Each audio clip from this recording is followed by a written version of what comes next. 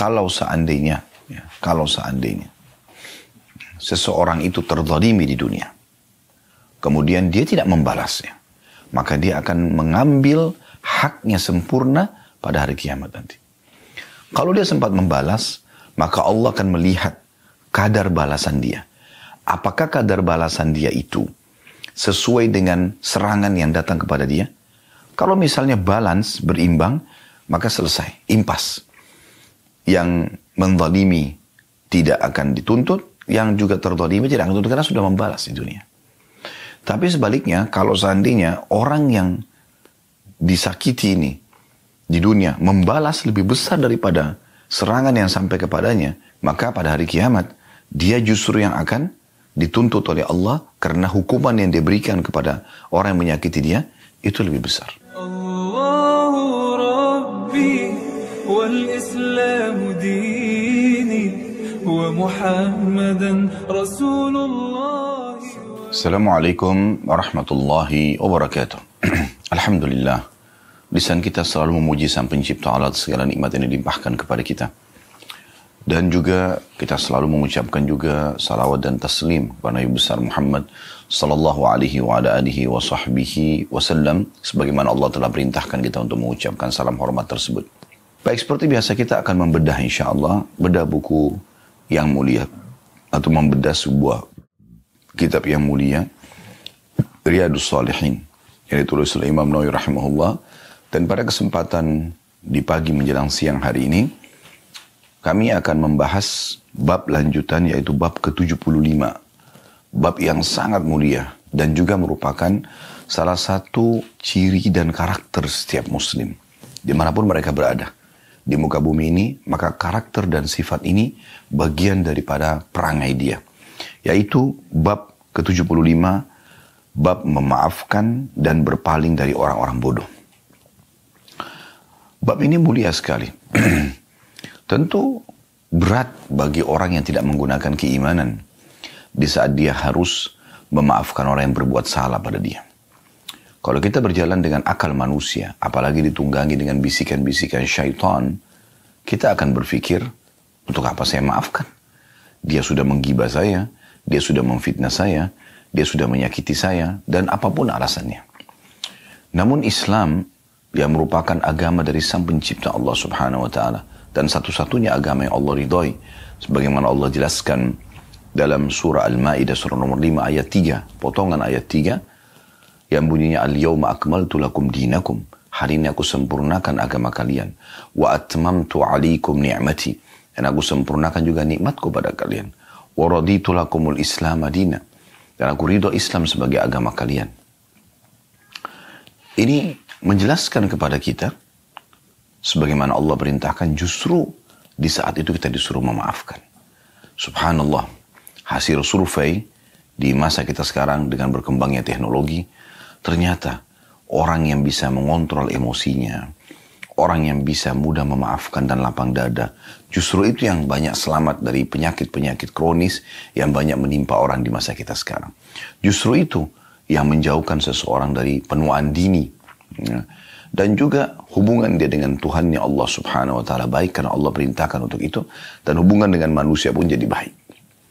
Dan di sini dikatakan bab memaafkan dan berpaling dari orang-orang bodoh. Maksudnya orang-orang yang menggunjing kita, yang memfitnah kita, menyakiti kita, orang bodoh.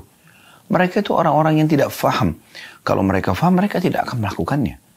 Mereka justru sangat bodoh karena mengikuti hawa nafsunya, yang nanti akhirnya Allah akan murka dengan dia sebagai pencipta karena Allah larang orang untuk melakukan perbuatan-perbuatan tersebut. Menggunjing, memfitnah, menyakiti orang lain, dan segala macam jenis-jenisnya. Atau jenis-jenis yang serupa dengan itu dari pelanggaran. Kayak memukul, mencaci, mencerca, dan seterusnya. Dan juga dia akan merusak hubungan dia dengan manusia. Orang yang dia gunjing, orang yang dia fitnah, orang yang dia sakiti, itu akan membenci dia. Dan orang-orang yang disakitin ini punya masa, punya keluarga, punya teman-teman yang bisa dia pengaruhi juga untuk membenci orang tersebut. Oleh karena itu, apa manfaatnya?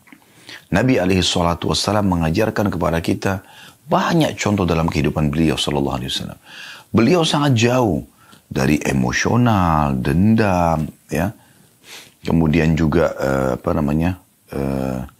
putus asa, ya, yang biasanya muncul justru karena permasalahan-permasalahan seperti ini. Jadi seperti orang karena disakitin maka dendam, balas dendam, balaslah kebodohan dengan kebodohan. Nabi SAW tidak pernah lakukan itu. Wahsy saja yang sudah jelas membunuh pamannya di perang Uhud, masuk Islam, membebaskan kota Mekah, Nabi SAW menerimanya. Abdullah bin Abi Syarh, sepupunya Utsman bin Affan yang masuk Islam, kemudian dia menjadi penulis wahyu Nabi, lalu kemudian dia murtad dan dia mengiklankan kemurtadannya di Mekah, dan dia mengatakan semua yang saya tulis dari ayat-ayat Al-Quran yang Muhammad suruh itu saya palsukan. Lalu Nabi SAW mengatakan sungguh dia telah berdusta, dia tidak mengarang-arangnya karena wahyu menyampaikan itu benar, dia hanya ingin mengacaukan saja. Namun pembebasan kota Mekah juga masuk Islam. Hindun yang sangat membenci Islam, pembebasan kota Mekah juga masuk Islam dan diterima oleh Nabi SAW.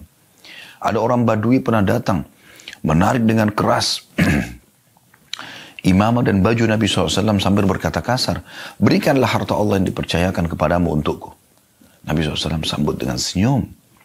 Jadi ternyata sifat seperti ini karakter seorang mukmin. Bukan menandakan dia lemah, tapi justru dia tidak menanggapi kebodohan orang-orang dengan kebodohan juga. Kalau seandainya ada orang yang menggunjing kita, lalu kita balas dengan gunjing, dia buruk, dia berdosa, dia dibenci, sama juga kita.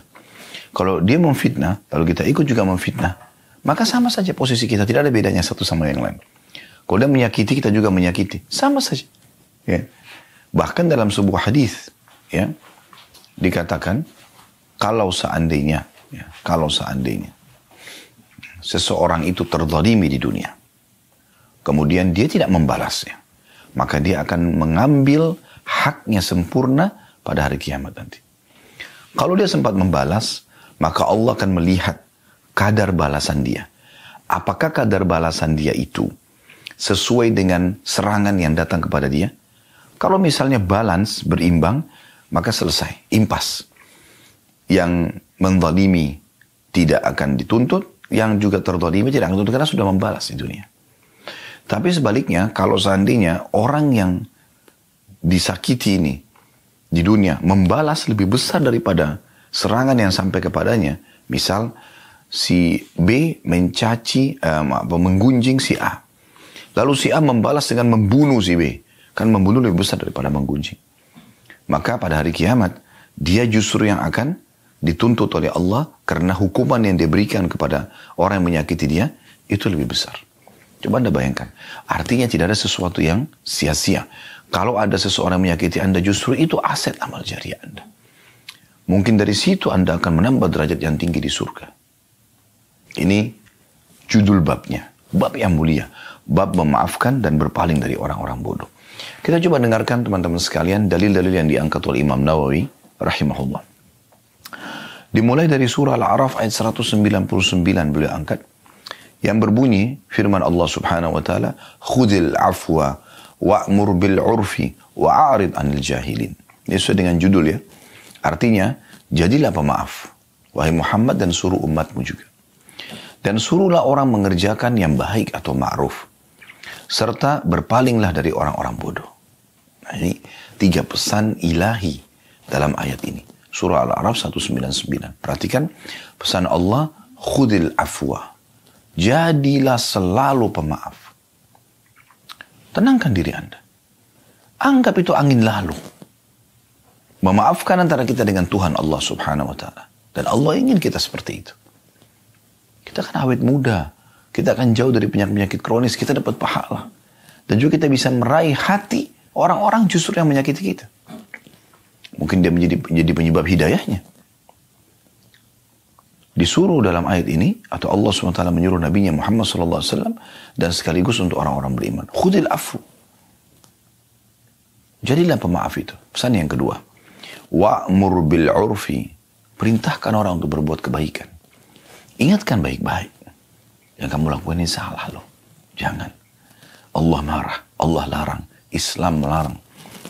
Nanti akhirnya orang-orang akan menjauh dari kamu. Walaupun dia emosional. Kita dengan tenang. Wa'mur bil urf. Perintahkan kebaikan-kebaikan. Kalau orang berbuat jahat sama kita, motivasi dia untuk sadar. Yang ketiga pesannya, wa'arid anil jahilin, jauhi orang-orang yang bodoh, berpaling saja. Kalau sudah dinasihatin, kita nggak balas, tetap aja dia sibuk mencari kesalahan kita. Udah arid, tinggalkan saja. Tak usah tanggapin. Ada orang di zaman masa kita sekarang, subhanallah, sibuk. Dia diserang di media, dia balas juga di media. Akhirnya, dua-duanya buruk. Coba Anda ambil resep sederhana, jangan ditanggapin. Tak usah ditanggapin. Anda punya akun media, Anda tinggal berikan gambaran kalau Anda tidak seperti itu. Selesai. Kalau Anda pun benar apa yang mereka ucapkan, kesempatan itu teguran. Anda jadikan bahan untuk Anda taubat kepada Allah SWT. Anda perbaiki, taubat kepada Allah, selesai. Kata Nabi SAW, at-taubatu jubbu ma qablaha. Taubat akan menghapuskan semua kesalahan yang lalu, termasuk bekas-bekasnya. Artinya, Allah Azza wa Jalla akan, ya, dengan kita taubat, akan memperbaiki keadaan itu. Walaupun tadinya kita salah. Jadi sederhana. Ayat yang kedua, surah Al-Hijr ayat 85. Allah juga memerintahkan Nabi Muhammad SAW, fasfahis safhal jamil. Maka maafkanlah mereka dengan cara yang baik. Nah, ini juga pesan penting ini ya. Safhal jamil maksudnya pemaafan yang baik. Bukan, udah saya maafin. Enggak. Alhamdulillah. Kalau kamu sudah menyadari kesalahan kamu, saya maafin. Tulus dari hati karena Allah. Ingat, muamalah seorang muslim sama Tuhannya. Di depan dia ini hanya sebab-sebab yang Allah datangkan. Ada tetangga yang menyakiti dia, ada teman yang menyakiti dia, pasangan hidup menyakiti dia. Allah mendatangkan mereka-mereka ini sebagai sebab. Seorang sahabat Nabi di Mekah, pada saat lagi disiksa oleh orang-orang Quraisy dan dia kesakitan. Maka orang-orang Quraisy ada yang mengatakan, ya, sesungguhnya kami menyiksa kalian karena kalian berbeda dengan agama kami. Jawaban mereka sederhana. Ketahuilah, yang membuat kalian seperti ini, kata si muslimah, ya, adalah Allah. Allah sedang menguji iman kami. Allah datangkan orang-orang untuk menguji iman kita. Tidak semuanya kehidupan mulus. Ada saja cobaan-cobaan yang datang. Tapi Allah memberikan kita cara. Fasfahis safal jamil. Ya. Maafkan dengan cara yang baik. Rangkul permintaan maaf. Rangkul taubatnya seseorang. Ya. Pengembalian hak Anda walaupun sudah berlalu dengan baik. Ingat, itu perintah Sang Pencipta Allah. Kita bermuamalah dengan Allah Subhanahu wa Ta'ala yang selalu menilai hamba-hambanya dan mengawasinya. Sifat Allah Al-Hayyul Qayyum, Maha hidup dan selalu mengurus hamba-hambanya. Raqib, sangat mengawasi dan teliti. Allah itu teliti sekali. Jangan khawatir atas balasan Allah Subhanahu wa Ta'ala. Saya pernah menyampaikan kisah bagaimana Abdullah bin Abbas radhiyallahu anhuma. Beliau pernah satu waktu menggunakan jubah baru lalu dicaci maki oleh seseorang. Tanpa sebab. Ketemu di jalan tiba-tiba. Mentang-mentang kamu itu keturunan keluarga Rasulullah. Mentang-mentang kau sahabat Nabi. Mentang-mentang. Abdullah bin Abbas diam. Tidak jauh. Orang-orang di sekitarnya sudah jengkel nih murid-muridnya segala macam. Ini siapa orang ini? Mencaci maki seorang ulamanya. Sahabat dan ulamanya muslimin. Keluarga Nabi SAW. Ini gak masuk akal. Tapi karena Abdullah bin Abbas diam, mereka juga diam. Setelah selesai, karena orang itu gak ditanggapin, maka habis kosakata dia. Kapan pertengkaran dan keributan akan terus berlanjut kalau Anda tanggapin kan? Karena walaupun Anda benar, Anda juga jadi berubah sikap. Tutur kata Anda jadinya tadinya benar, Anda jadi salah. Mata Anda tadinya syahdu menjadi melotot, tangan Anda jadi melayang, kaki Anda jadi melayang, hati Anda jadi panas. Kan banyak efek-efek yang tidak baik. Abdullah bin Abbas dengan tenang lalu mengatakan, apa kau sudah selesai? Orang itu mengatakan iya. Abdullah bin Abbas radhiyallahu anhu mengetahui orang ini sebenarnya cemburu dengan jubahnya. Maka dia buka jubahnya lalu dia mengatakan, ambillah ini hadiah dari kami. Lalu dia bilang kepada murid-muridnya, beritahukan alamat kami kepada orang ini, mungkin dia butuh bantuan yang bisa kita bantu. Akhirnya orang itu sadar akan kesalahannya dan kemudian menjadi muridnya. Begitu luar biasanya. Anda masih ingat kasus seorang Arab Badui yang kencing di masjid? Bagaimana Nabi SAW tanggapi? Orang datang ke masjid, buka celana, lalu kencing. Ini bahasa begitu. Tiba di masjid, kencing. Dia udah kencing. Ya. Maka hampir semua sahabat berdiri ingin menghajar orang ini. Ingin menghukumnya. Nabi SAW memberikan isyarat agar mereka tenang. Ya. Kemudian, beliau cuma mengatakan, ambilkanlah satu bejana air. Kemudian tuangkan di tempat dia kencing. Artinya kan dia sudah kencing orang itu. Kemudian dalam riwayat lain kata Nabi SAW sambil mendekati orang tersebut, sungguhnya ini adalah rumah Allah. Tidak layak untuk perbuatan seperti ini. Apa kata orang tersebut? Ya Allah, rahmatilah aku. Dan Muhammad, dan jangan rahmati selain kami. Karena sentuhan yang luar biasa. Memang begitu, seorang muslim menjadi seorang marketing. Produk yang kita tawarkan Islam. Produk yang kita tawarkan Islam. Kita sedang menawarkan Islam kepada orang lain. Menunjukkan bagaimana Islam itu secara akhlak, secara adab, ya, secara keyakinan atau akidah, hukum-hukum fikih yang diterapkan. Kita tunjukkan kepada mereka sehingga mereka bisa mendapatkan hidayah. Itu target kita. Islam tidak pernah mengajarkan pengikutnya, oh ini kafir, benci dia. Enggak, dakwahi dia. Lalu apa kata Allah dalam Al-Quran? Ud'u ila sabil rabbika bil hikmah. Dakwalah kamu. Yang didakwai siapa? Orang yang masih bodoh kan? Orang yang masih salah kan? Orang yang melakukan pelanggaran kan? Allah mengatakan, berdakwalah hai Muhammad, ya, di jalan Tuhanmu. Bil hikmah, dengan bijaksana, dengan santun dan sopan. Ya. Wal mau'izatil hasanah, dan peringatan-peringatan yang baik.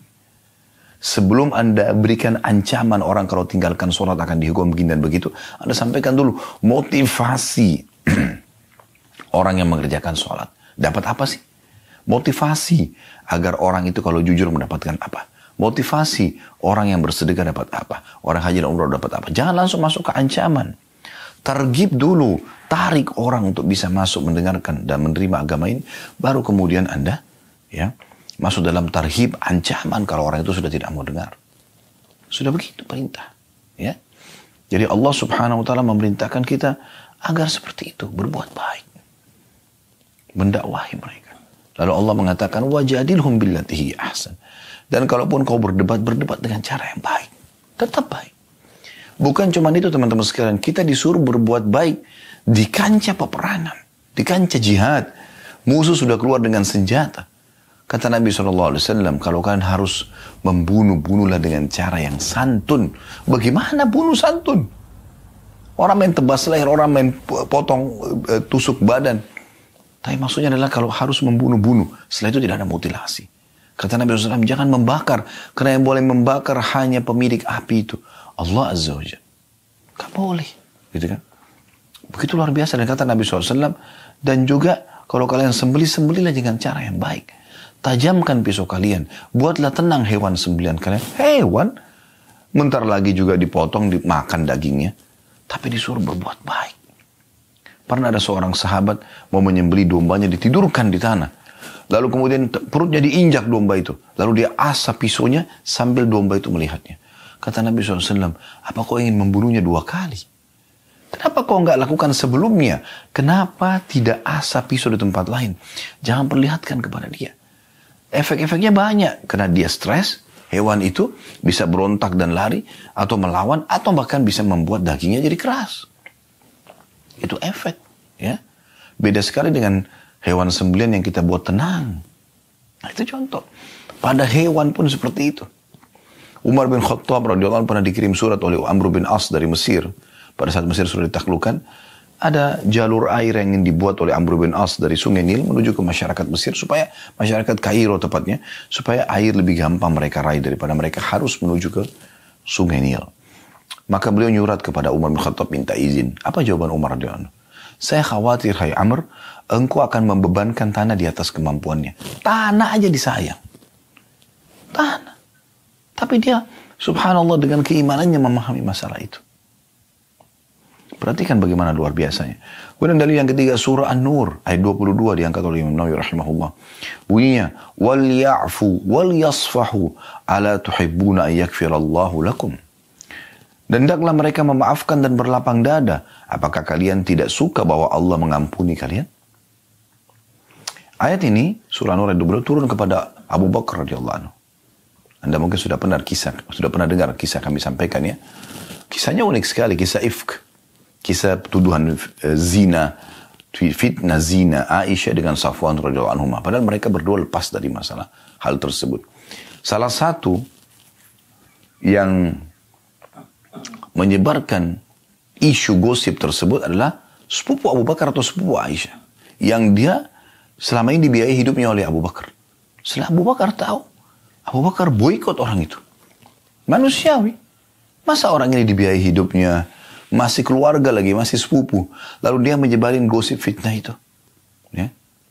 Ada yang mengatakan namanya Muslim bin Abi Muslim, mengatakan kalau salah Marthad bin Abi Marthad ya. Salah satunya seingat saya. Karena ada 3 orang yang waktu itu kena cambuk, dia sebagai sepupunya Abu Bakar atau sepupunya Aisyah, ya, salah satunya.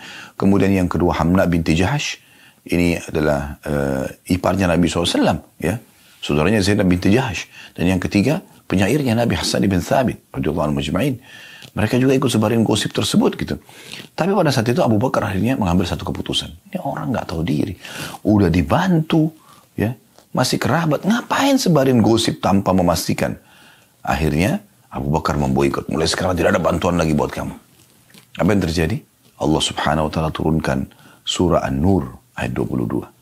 Ya, kalau dari awal ayat tentunya, dan janganlah orang-orang yang Allah berikan kelebihan harta kepada mereka mengatakan kepada sanak kerabatnya. Ya. Kalau Ya. Mereka tidak akan dimaafkan. Kita bisa lihat surah An-Nur ya. Saya coba buka ayat lengkapnya.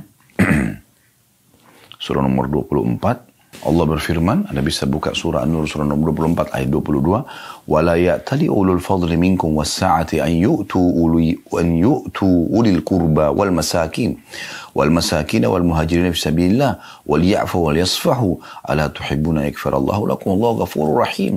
Dan janganlah orang-orang yang mempunyai kelebihan dan kelapangan di antara kamu bersumpah, dan Abu Bakar bersumpah, mengatakan demi Allah saya tidak akan bantu kamu lagi. Ya, kepada sepupunya ya. Bahwa mereka tidak akan memberi bantuan kepada kaum kerabatnya. Ya, karena orang ini masih kerabatnya. Orang-orang yang miskin dan orang-orang yang hijrah pada jalan Allah. Dan hendaklah mereka memaafkan dan berlapang dada. Coba bayangkan. Anaknya sudah digosipin fitnah. Menjadi sumber gosip yang sangat besar pada saat itu. Di kota Madinah. Istri Nabi selingkuh. Abu Bakar sangat terpukul. Yang sebarin sepupunya. Gitu. Bersumpah langsung Abu Bakar, saya tidak akan bantu kamu lagi demi Allah. Maka Allah menyuruh apa? Perhatikan. Dan janganlah orang-orang yang mempunyai kelebihan harta dan kelapangan ya, di antara kamu bersumpah bahwa mereka tidak akan memberikan bantuan kepada kaum kerabatnya. Ini orang. Ya. Orang-orang miskin, dia juga miskin. Dan orang-orang yang hijrah pada jalan Allah, dia termasuk hijrah dari Mekah. Ya, orang Mekah ini, muhajirin. Dan bahkan ikut di Badr. Maka Allah mengatakan, hendaklah mereka memaafkan dan berlapang dada, apakah kamu tidak ingin bahwa Allah mengampunimu? Dan Allah maha pengampun lagi maha penyayang. Ya. Subhanallah, pada saat turun ayat ini, kata Abu Bakar sambil menangis, betul Tuhanku, aku ingin engkau memaafkanku. Maka dia pun membayar sumpahnya. Ya. Kemudian setelah itu dia kembali memberikan bantuan kepada sepupunya yang tadi, ya, menyebarin gosip, ya, dan dia maafkan. Dan tentu dia tetap kena hukuman sepupunya Abu Bakar itu ya. Kena cambuk, menyebarin gosip di 80 derah gitu. Nah, ini poin yang luar biasa. Kemudian selanjutnya teman-teman sekalian surah Al-Imran ayat 134 yang diangkat oleh beliau. Yang bunyinya وَالْعَافِينَ عَنِ النَّاسِ وَاللَّهُ يُحِبُّ الْمُحْسِنِينَ.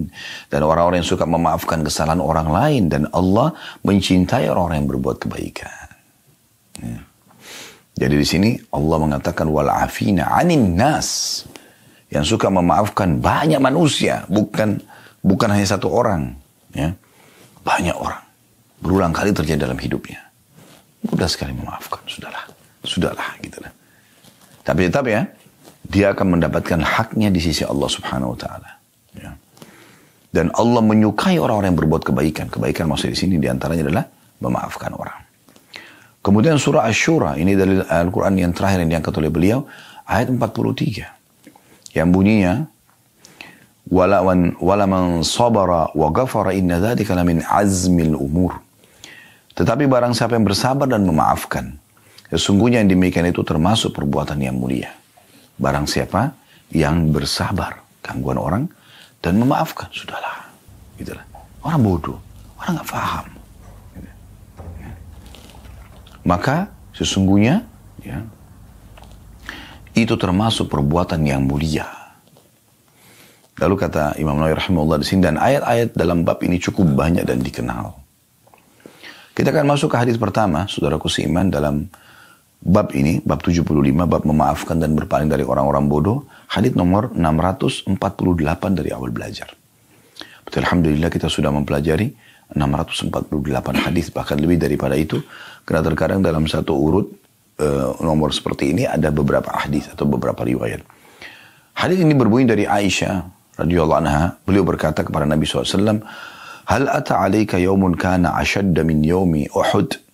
Qala laqad lakitu min qaumiki wa kana ashaddu ma lakitu minhum yawm al-'aqabah.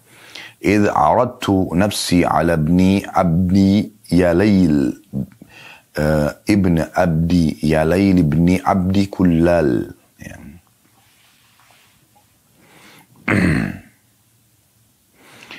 Falam yujibni ila ma aradtu fantalaqtu wa ana mahmumun ala wajhi falam astafiq illa wa ana biqarni الثعالب فرفعت رأسي وإذا أنا بسحابة قد أظلتني فنظرت فإذا فيها جبريل عليه السلام فناداني فقال إن الله تعالى قد سمع قول قومك لك وما ردوا عليك وقد بعث إليك ملك الجبال لتأمره بما شئت فيهم فناداني ملك الجبال فسلم علي ثم قال يا محمد إن الله قد سمع قول قومك لك وأنا ملك الجبال وقد بعثني ربي إليك لتأمرني بأمرك فما شئت إن شئت أطبقت عليهم الأخشبين فقال النبي صلى الله عليه وسلم بل أرجو أن يخرج الله من أصلابهم من يعبد الله وحده لا يشرك به شيئا. Kata Aisyah radhiyallahu anha, mohon maaf, apakah engkau pernah mengalami suatu hari yang lebih berat daripada perang Uhud? Beliau menjawab sallallahu alaihi wasallam, aku benar-benar telah mendapatkan apa yang aku dapatkan dari kaummu, wahai Aisyah. Yang paling berat yang aku terima dari mereka adalah pada hari Aqabah. Ketika itu, aku menawarkan diri kepada putra Abdul Lail bin Abdu Kulal. Ternyata dia tidak menyambut apa yang aku inginkan. Maka aku pergi dengan sangat sedih sepanjang perjalananku.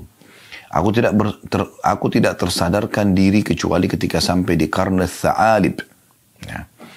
Ini ada tulisan footnote nomor 507, tempat ihram atau miqat bagi penduduk Najd. Juga disebut Qarnul Manazil, ya, yang berjarak sehari semalam dari kota Mekah. Aku angkat kepalaku, ternyata ada awan yang menaungiku.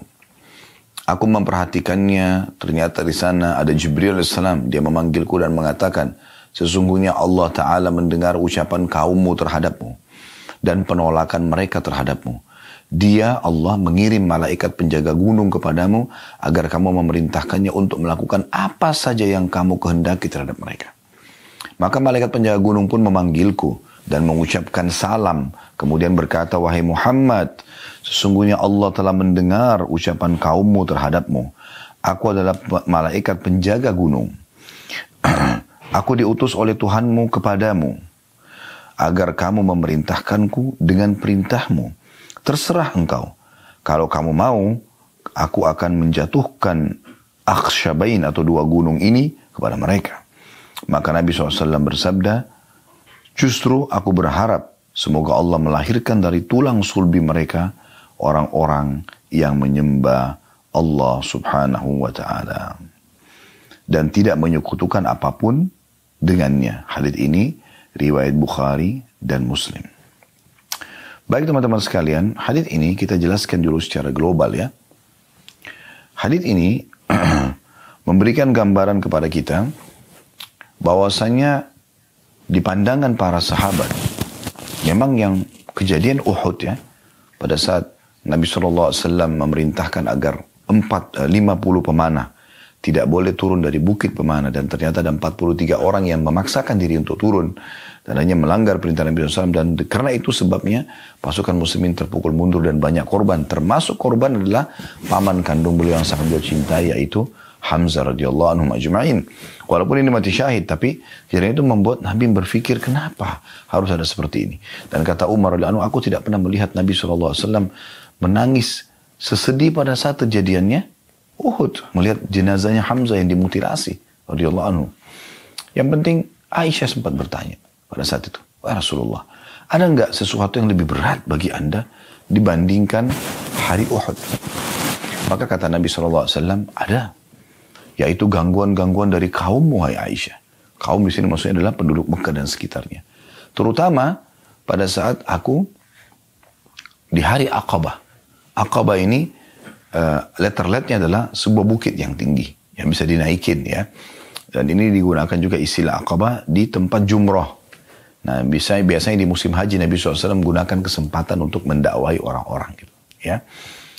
Tapi ternyata penolakan terjadi. Lalu Nabi SAW mengambil inisiatif, berpikir, apa ini jalan keluarnya?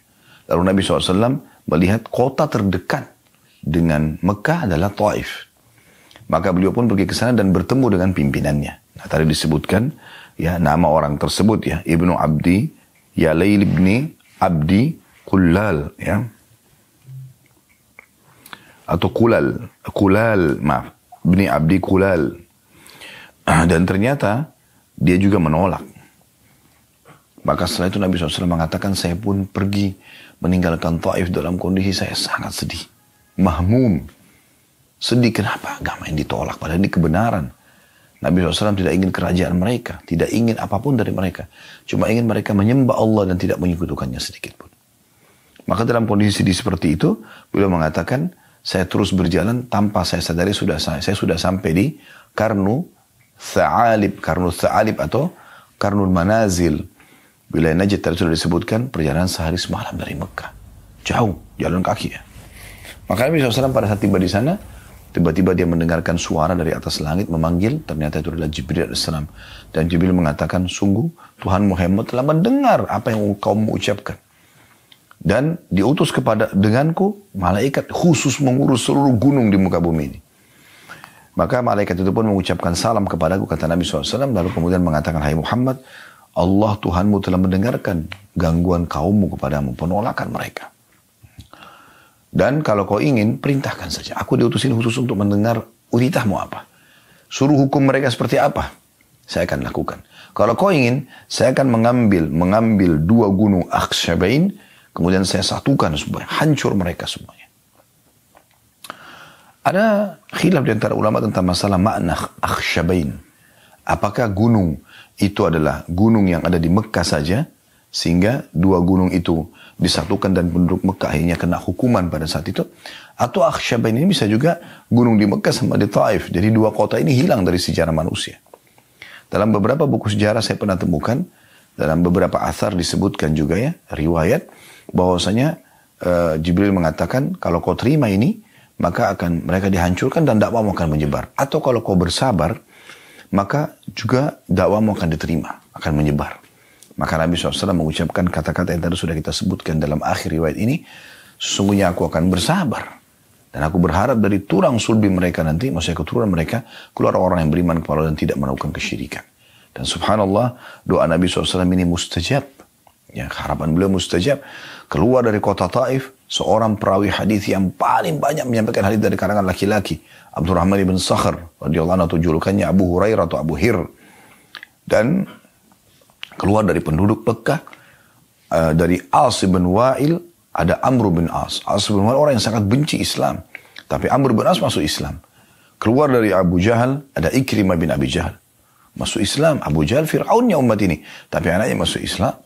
Ya. Kemudian dari Umayyah bin Khalaf ada Safwan bin Umayyah bin Khalaf, masuk Islam. Safwan, gitu kan. Jadi banyak yang lahir dari Al-Walid, ya, lahir Khalid bin Walid. Mereka orang-orang yang benci dengan Islam, ayah-ayah mereka, tapi dari keturunannya keluar orang yang beriman kepada Allah Subhanahu wa taala. Baik, kita langsung masuk saja ke pelajaran pertama dari hadis. Pelajaran pertama, bahwasanya setiap orang beriman pasti akan diuji. Tidak ada orang beriman tidak diuji. Bahkan dalam sebuah hadis kata Nabi SAW, idza ahabba Allah 'abdan ibtalah. Kalau Allah cinta seorang hamba, Allah akan uji dia. Lalu apa manfaatnya Ustaz orang diuji? Kan gak enak orang terganggu. Baik, tujuannya banyak, hikmahnya banyak. Di antaranya adalah Anda akan menyadari kalau Anda punya Tuhan. Dan itu adalah panggilan yang sangat ya cepat agar Anda segera kembali ke Tuhan Anda. Karena kita kalau lagi sakit, diganggu orang, kita jadi lebih gampang untuk wudu, sholat, tunduk kepada Allah, minta agar diberikan jalan keluar. Itu tidak bisa kita dapatkan kalau lagi tidak ada masalah. Sulit sekali. Saya pernah hadapin masalah, mudah sekali kita netesin air mata kalau kita sedang hadapi masalah dan kita berdoa kepada Allah. Tapi kalau lagi tenang-tenang saja, kita mau menangis susah gitu kan. Sementara menangis, karena Allah SWT bagian daripada ibadah. Bahkan kata Nabi SAW, di antara 7 golongan yang akan Allah naungi pada hari kiamat, tidak ada naungan kecuali dengannya adalah seseorang yang mengingat Allah sendiri lalu dia meneteskan air mata. Dan kata Nabi SAW, tidak akan tersentuh api 2 mata ya yang menangis karena Allah Subhanahu Wa Taala. Ini luar biasa gitu. Dan Nabi SAW melindung dari mata yang tidak pernah meneteskan air mata. Wa min ainin ainin la tadma. Dan jangan sampai Allah mataku dia tidak pernah menangis gitu. Itu subhanallah kalau ada masalah kita bisa rasakan dan mendapatkan itu. Kenikmatan yang mahal sekali. Jadi kita tahu kita punya Tuhan dan akhirnya kita kembali kepadanya. Pelajaran yang lain, Anda jadi meringkas umur Anda di atas ketaatan. Kalau orang kalau lagi ada masalah, dia sudah untuk berbuat dosa. Dosa itu kan terjadi kalau orang lagi banyak waktu lowongnya. Ya, lagi santai. Tapi kalau orang sakit, lagi ada masalah, dia tidak akan melakukan dosa. Dia ingin keluar dari permasalahannya. Dia ingin mendapatkan solusinya. Kemudian yang ketiga, hikmah yang Anda bisa ambil dari masalah-masalah yang sedang terjadi dari ujian itu adalah Anda jadi ambil pelajaran dan dapat pengalaman hidup. Ya, ternyata ada orang yang berbuat begini dan kali kita tidak terjerumus lagi. Kan jadi pelajaran. Dan itu mahal sekali. Tidak selamanya pelajaran itu teori, tapi bisa praktek lapangan. Kan gitu. Supaya Anda tidak jatuh di lubang 2 kali sebagaimana sabda Nabi SAW. Jadi banyak faedah yang bisa kita ambil. Ini yang pertama. Faedah kedua dari hadis. Ya. Dan itu tentu di sini diambil bagaimana Nabi SAW aja diuji. Ya. Faedah yang kedua dari hadis. Dakwah itu tidak selamanya diterima. Ada dakwah yang kita sampaikan diterima, ada dakwah tidak diterima. Itu umum. Tergantung hidayah dari Allah Subhanahu Wa Taala. Tapi tugas kita menyampaikan. Saya hanya bisa menyampaikan seperti ini kepada Bapak Ibu sekalian. Saya nggak bisa paksakan. Anda mau dengar, alhamdulillah. Anda mau ambil ilmunya, alhamdulillah. Itu manfaat buat Anda. Dan saya juga senang. Karena saya bisa mendapatkan pahala dari situ. Tapi kalau Anda tidak mau, saya nggak mungkin paksakan. Gitu kan? Tugas kita hanya menyampaikan. Semua nabi-nabi menyampaikan dan diceritakan dalam Al-Quran. Mereka hanya balagul mubin. Menyampaikan saja. Dengan kejelasan. Selebihnya orang terima, tidak ada masalah. Itu hak mereka. Ya. Jadi dakwah itu tugasnya hanya menyampaikan. Bukan penerimaan. Penyampaian. Kalau Anda berdakwah targetnya penerimaan. Kalau orang tidak terima, Anda jengkel. Tapi kalau Anda penyampaiannya, Anda tujuannya berdakwah untuk penyampaian, informasi, maka sudah cukup. Dan ini karunia dari Allah Subhanahu Wa Taala kepada kita. Sehingga kita nggak harus memaksa orang. Atau sampai orang itu dapat hidayah. Mohon maaf. Kemudian pelajaran yang ketiga yang bisa kita ambil tentunya ya dari masalah ini, bagaimana orang mukmin beriman kepada adanya malaikat. Adanya malaikat. Ya. Malaikat ini makhluk Allah SWT dan rukun iman kita yang kedua, mereka ada. Dan semua ini yang kita bisa lihat pergantian siang malam ya, fenomena setiap hari bisa lihat kita lihat musim yang berganti ya. Di Indonesia sekarang musim hujan, di Turki sekarang musim dingin dan ada salju, gitu kan. Musim-musim pasti ada yang atur, nggak mungkin. Hujan itu datang satu tempat turun hujan, kemudian itu berhenti. Siapa yang mengatur kadarnya? Allah SWT menentukan, tapi Allah suruh malaikat yang mengatur dan menjalankan semua itu. Populasi manusia, hewan-hewan, segala macam hal diatur oleh malaikat, termasuk gunung-gunung. Ya, di sini disebutkan ada malaikat penjaga gunung dan dia diperintahkan khusus. Ya, oleh Allah SWT untuk menghukum orang-orang yang menolak dakwah Nabi SAW. Pelajaran keempat, lembutnya hati Nabi SAW, baiknya akhlaknya, ya, dan pemaafnya beliau. Ini saksi bahasa. Bagaimana beliau sudah disakitin, ditolak dakwanya, sakit hati, mahmum, merasa sedih, ditolak dakwanya. Bahkan dalam beberapa buku sirah disebutkan, buku sejarah, kalau pada saat ditolak dakwah beliau SAW di Taif, itu dilempari dengan batu. Setiap kali beliau jalan, kaki yang diangkat dilemparin batu. Ya, jadi berdarah. Keluar dari kota Taif, ditutup pintu gerbang, seperti orang terusir, ditolak. Tapi beliau masih berharap hidayah sampai kepada mereka. Karena bagi beliau ini adalah orang-orang yang bodoh, belum faham. Begitu mulianya akhlak Nabi SAW. Ini luar biasa. Gitu kan? Yang kelima, bagaimana seseorang itu dianjurkan agar selalu mendahulukan doa yang baik. Jangan ucapkan yang buruk. Mulai dari diri kita sendiri. Diri kita sendiri. Ya Allah berikan aku hidayah. Ya Allah mudahkan aku supaya beribadah kepadamu. Ya Allah jauhkan dariku sifat ini misalnya. Selalu ucapkan yang baik kepada istri, kepada suami. Semoga Allah berikan hidayah. Semoga Allah mudahkan. Semoga Allah begini dan begitu. Kepada anak-anak.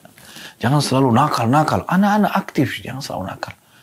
Kepada kendaraan kita, kepada harta kita. Kata Nabi SAW, jangan ucapkan perkataan buruk buat diri kalian, harta kalian dan keluarga kalian, sehingga malaikat lewat mengaminkan dan terjadi. Jangan. Ini penting untuk digarisbawahi. Dan ini diambil dari potongan terakhir dari hadis. Bagaimana Nabi SAW mendoakan agar mereka dapat hidayah. Mereka dapat hidayah. Ini penting. Ya. Baik, kita masuk hadis kedua dalam bab ini. Hadis nomor 649.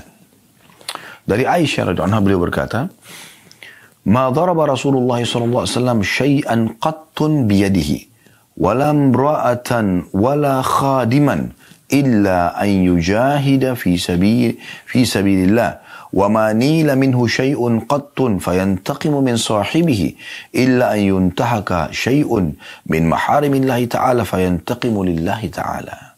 Hadis ini riwayat Muslim.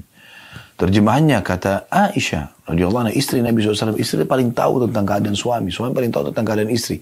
Bagaimana informasi dari seorang istri yang mulia ini? Dia mengatakan Rasulullah SAW tidak pernah memukul sesuatu pun dengan tangannya. Tangan gak pernah mukul.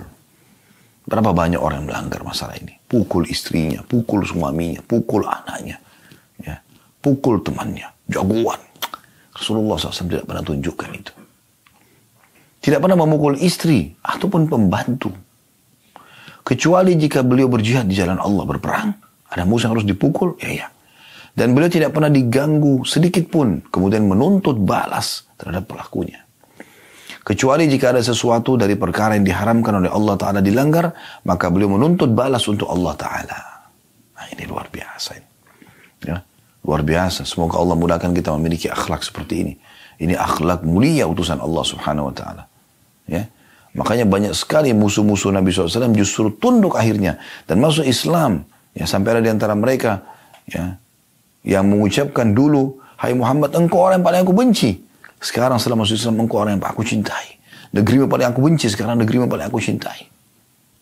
Itu luar biasa. Kepala suku Hanif pada saat itu masuk Islam.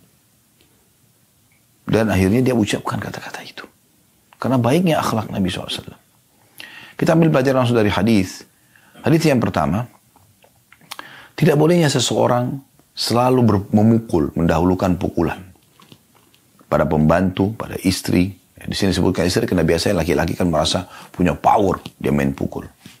Pukul itu hanya membekaskan, sakit hati dan tidak enak. Bermuamalah pun tidak enak. Bagaimana Anda pukul istri Anda, terus kemudian setelah itu Anda tiduri atau gauli dia malam harinya. Gimana bisa? Cukup kata-kata. Ucapkan. Biasakan dalam rumah tangga itu ucapan yang baik. Pembantu pun begitu. Ya. Apakah tidak boleh memukul sama sekali? Tentu. Ada dalam surah An-Nisa disebutkan. Kalau wanita nusyuz, membangkang. Apa itu membangkang? Tidak mau menjalankan apa yang Allah perintahkan pada dia. Kamu tutup aurat, gak mau sholat. Gak mau melayani suami tanpa udzur. Anda sudah nasihati berapa kali tidak mau. Anda boleh pukul, tapi pukulan pun apa kata ulama tafsir? Ya, yang Allah mengatakan dalam surah An-Nisa, "Wallati takhafuna nusyuduhunna fa'iduhunna wahjurhunna fil madaji wadribuhun." Dan wanita yang kalian khawatirkan nusyudnya, maka ingatkan dengan baik-baik. Kalau tidak, boikot mereka di ranjang. Kalau tidak, pukul mereka. Ya. Fa in ata'nakum fala tabghu 'alaihinna sabila, tapi kalau mereka sudah patuh, jangan kalian cari-cari kesalahannya. Itu kan ada dalam surah An-Nisa. Tapi di sini pukulannya kata ulama, kalaupun memukul darbatun ghairu mubarrah, pukulan yang tidak boleh berbekas. Dan kata Nabi SAW, hindari wajah, kayu siwak, ya, gunakan tangan, ingatkan seperti itu. Tidak boleh lebih daripada itu. Bahkan kalau Anda hindari jauh lebih baik. Makanya dikatakan sini, perhatikan perkataan Aisyah, ma daraba Rasulullah SAW syai'an qattun. Dalam bahasa Arab, qat itu sama sekali tidak pernah. Ya. Tidak pernah Nabi SAW memukul sama sekali dengan tangannya. Apapun. Itu luar biasa itu. Ya. Ada orang kadang-kadang bercanda. Mukul meja. Mukul pintu. Kasar. Orang langsung nilai dia negatif. Kenapa harus dengan mukul? Tangan ini untuk salaman. Untuk berzikir. Untuk bekerja cari rezeki halal. Makanya disebutkan dalam beberapa riwayat, tangan Nabi SAW itu, ya kalau sahabat menggambarkan kami menyentuhnya, lebih lembut daripada sutra. Tidak pernah mukul. Itu luar biasa. Berapa banyak suami yang tidak mau tahu masalah ini, main pukul istrinya. Sampai istrinya kadang-kadang terpaksa bertahan hanya karena ekonomi misalnya. Karena terlalu suka sama dia. Lalu apa? Apa yang bisa dibanggakan dari seorang suami kalau istrinya masa takut dengan dia? Gak ada manfaatnya. Kalau sayang, cinta, hormat, iya. Segan, iya. Tapi takut karena kasarnya. Tidak ada manfaatnya.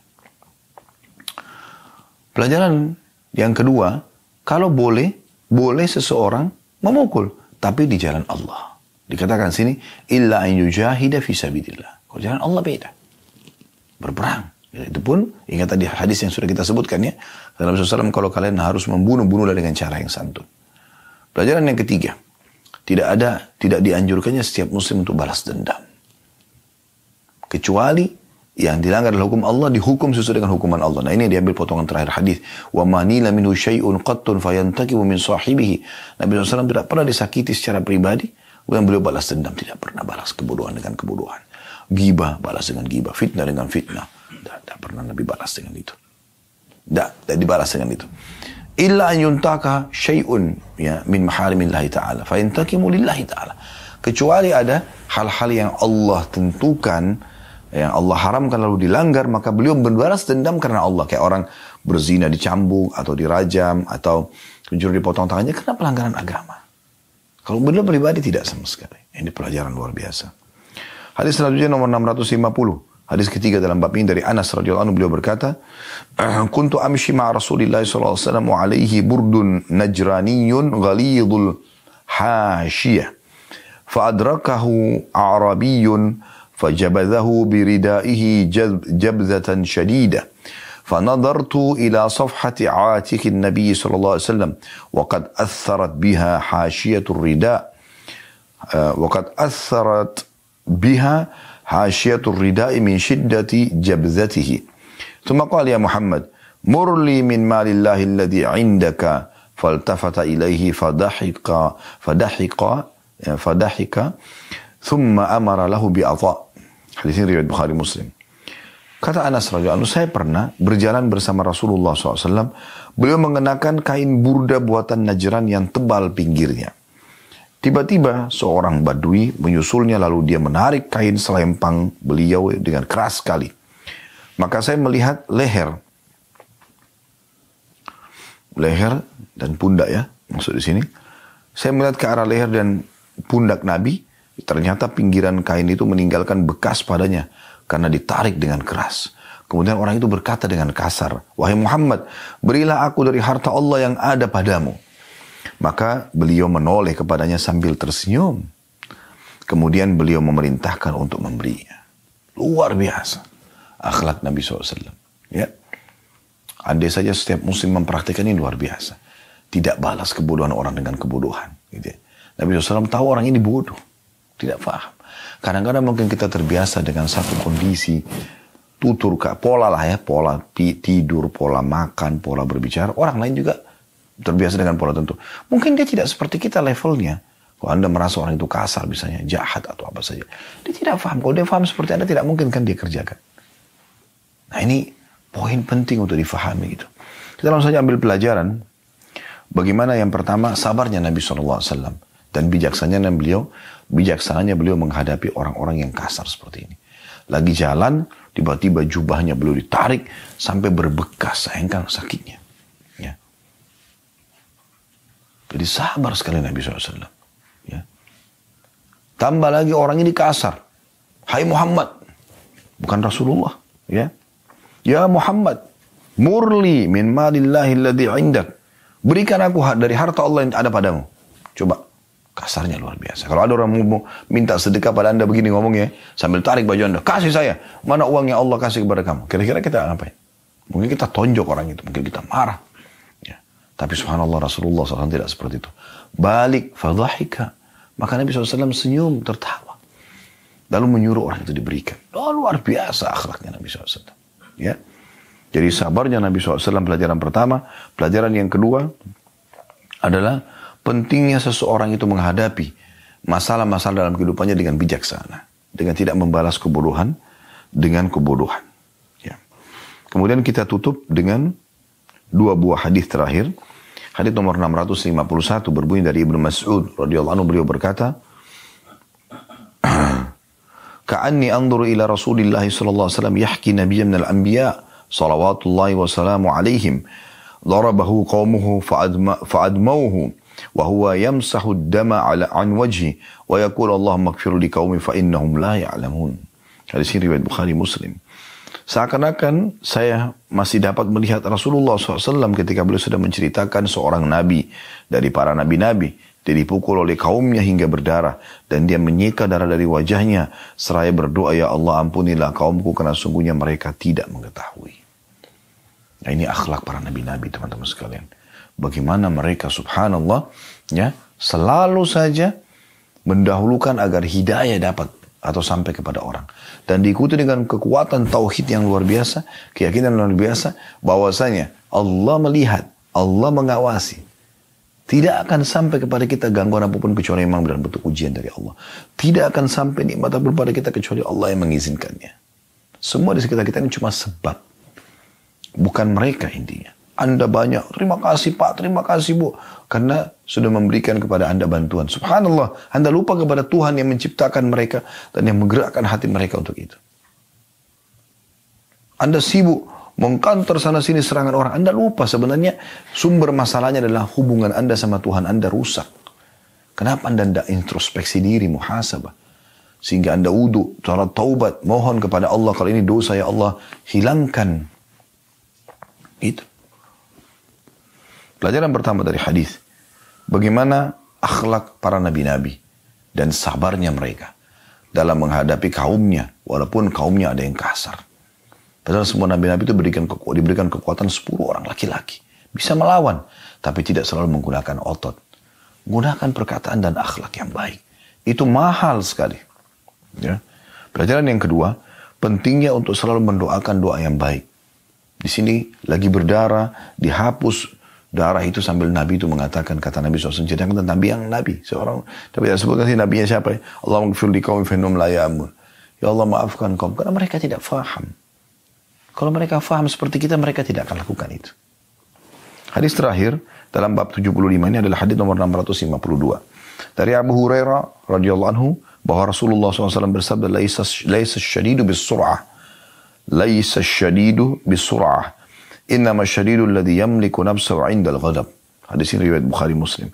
Orang yang kuat, bijaksana, dewasa, perkasa, bukanlah orang yang selalu menang gulat. Akan tetapi orang yang kuat adalah orang yang mampu menguasai dirinya pada saat marah. La ilaha illallah. Ini luar biasa. Ya. Justru keperkasaan, kebijaksanaan, kedewasaan, kekuatan dilihat pada saat orang bisa mengontrol emosinya. Ini hal yang luar biasa. Anda bisa lihat orang kalau baru belajar bela diri. Mungkin kalau dia baru belajar beberapa jurus, dia akan selalu cari masalah di pinggir jalan untuk menunjukkan kehebatannya. Tapi kalau orang sudah sampai pada masternya, mungkin dia tidak akan cari masalah. Tiba-tiba saja pada saat dia terdesak, baru kemudian dia keluarkan ilmu yang dia miliki. Si orang jadi segan, kan begitu. Jadi justru makin tinggi ilmu seseorang, dia makin bisa mengontrol emosinya. Nah, itu puncak. Karena emosi ini teman-teman, kalau kita tidak kontrol, dia akan mengubah tutur kata yang tadinya lembut menjadi kasar. Dia akan ubah tadi tatapan mata yang syahdu menjadi melotot. Dia akan mengubah tangan yang tadinya bisa merangkul, malah memukul. Kaki yang bisa melangkah ke tempat yang baik, malah menendang, dan seterusnya. Ya. Jadi tidak baik. Dan Anda kalau satu kali sudah emosional pada seseorang, segala macam, nanti interaksi sama dia pasti akan ada batas. Ya, pasti ada batasnya. Karena orang masih mengingatkan, masih berbekas perbuatan buruk kita itu. Walaupun kita dalam kondisi benar ya. Makanya Nabi SAW mengatakan, ingat, laisa sur'atu bil ghadab, laisa syadidu ya, laisa asyadidu bis sur'ah.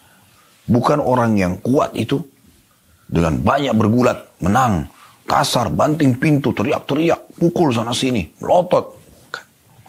Walakin sur'atu, walakin innama syadidu alladhi yamliku nafsahu indal ghadab.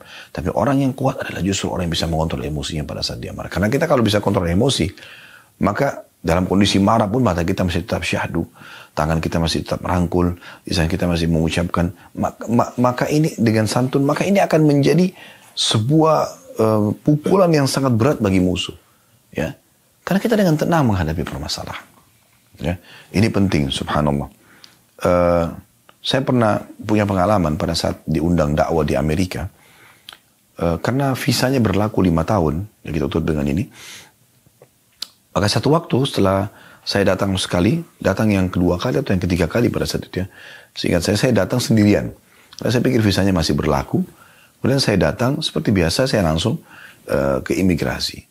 Rupanya, sebelumnya saya waktu datang ada satu surat panggilan dari KJRI kita di Los Angeles untuk waktu itu kalau tidak salah isi khutbah Idul Adha.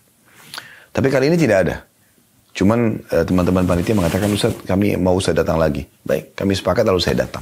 Ternyata ini membuat masalah ini. Karena mereka menanyakan, kenapa datang? Kalau saya sebagai seorang turis kan harusnya ada travel yang menemani, nggak seperti ini.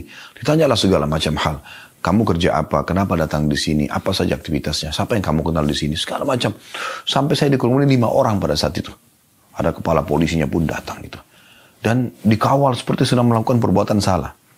Cuma karena saya merasa tidak bersalah, saya santai aja gitu. Saya santai sambil duduk, jawab apa yang mereka tanyakan gitu kan. Sampai terakhir saya memberikan nomor telepon panitia untuk ngobrol sama mereka gitu. Karena pada saat ditanya pun tinggal di mana, saya tidak tahu. Karena panitia juga pada saat itu tidak menyampaikan tinggal di hotel atau tinggal di rumah panitianya. Walaupun nanti setelah itu akan dikasih penginapan. Tapi setelah kami pindah-pindah beberapa kota, tadinya kami tinggal di rumah jamaah gitu kan. Subhanallah. Setelah banyak pertanyaan yang terserang kepada kami, kenapa kamu datang gini-gini, sampai ada kepala polisi mengatakan, saya punya teman-teman di Afghanistan mirip sama kamu ini. Saya berjenggot gitu kan. Kemudian muslim lagi gitu kan. Mereka curiga. Maka saya santai saja menjawabnya sampai dia mengatakan, apa ada bahasa lain yang kamu kuasai selain Inggris? Karena ada beberapa kosakata juga yang sempat luput dari saya. Saya bilang saya bisa bahasa Arab. Dipanggillah seorang warga negara Amerika, petugas itu yang aslinya orang Mesir, bisa berbahasa Arab. Pertanyaan sama, saya jawab juga sama. Terakhir, pada saat dia sudah telepon ke panitia, lalu panitia itu memberikan gambaran. Kalau orang yang sedang depan kamu ini orang baik gitu, nggak usah dipermasalahkan dan saya menjaminnya. Dia kasihlah alamat segala macam, terus tukar-tukaran nomor telepon sama ke polisi di situ. Terus subhanallah pada saat itu, ya. Dia sempat ucapin kata-kata yang saya masih ingat. Dia mengatakan, saya dari awal tidak curiga sama kamu. Karena saya melihat kamu sangat tenang dalam menjawab. Kalau kamu ada masalah pasti kamu tidak tenang. Subhanallah.